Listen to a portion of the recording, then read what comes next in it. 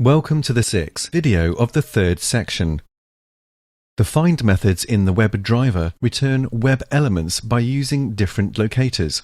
So, what is a web element and how can we use it? A web element is an interface that implements methods you can use for interacting with elements on a page. A web element can be a text field that you can click on, type in, ask for its text, ask if it is visible, and so forth. There are a total of 15 different methods a web element implements. Let us look at the Java doc for all of them. These are the details of Interface Web Element. Let's go through the methods. Click will, not very surprisingly, click the element. It will try to block if the click results in a page load. It will, however, not block if the click results in an event that will load the page. This could be a JavaScript event. In that case, you will have to verify the page load manually. A click is only possible if the element is visible and has a size larger than 0. Click behaves pretty much as and when you actually click on an element manually in a browser. If you can't see something, you can't click on it. Submit will submit a form if the element is a form. If the element is located inside a form, it will submit the form. Submit will block until a new page has loaded if it's the results in a new page.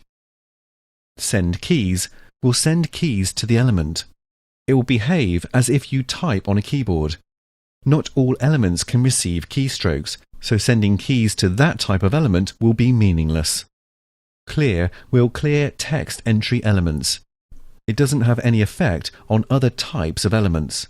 It will not fire any keyboard events. If you need to fire keyboard events, use send keys instead. Perhaps by sending backspace or something similar. Get tag name will return the tag name for this element. This means the name of the tag, not the name of the element. An input tag with the name foo will return input and not foo. Get attribute will return the value of a given attribute on an element. If you have the attribute read-only set to true on a text element, get attribute will return true. Is selected will return true if the element is selected. It will return false if it is not selected. It will only make sense on elements that can be selected, such as checkboxes, radio buttons, and options in a selection. Is enabled will return true if an element is enabled. Input elements can usually be enabled or disabled. All other elements are enabled. Get text will return the visible text from an element. Find elements is the same as find element on a driver.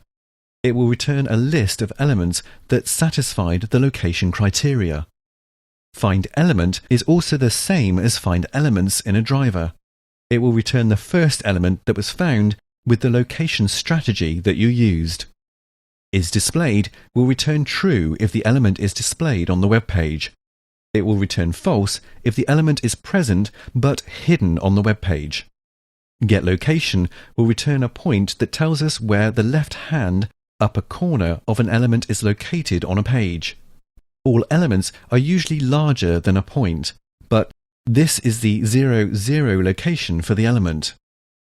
Get size will return the dimension for the element. Combining the location and size of the element will give the possibility to calculate how much of the web page that this element occupies. Get CSS value of a property name will give you the CSS value that will be applied to this element. Getting the CSS value can be great when you troubleshoot why your expected CSS isn't applied as you thought it would be. This was a quick walkthrough of the Java doc for Web Element. Driver, location, and Web Element are perhaps the 3 cornerstones of WebDriver that we will use the most. Don't learn them by heart. Remember that they exist and find them using your IDE. All modern IDEs will give you context help when you press dot in the IDE on a project. This will hopefully be enough for you to remember when to use them. All methods here behave pretty much as their name suggests. so using them should hopefully not be an issue. There are some more supporting methods that you can use when interacting with selects and a few more elements.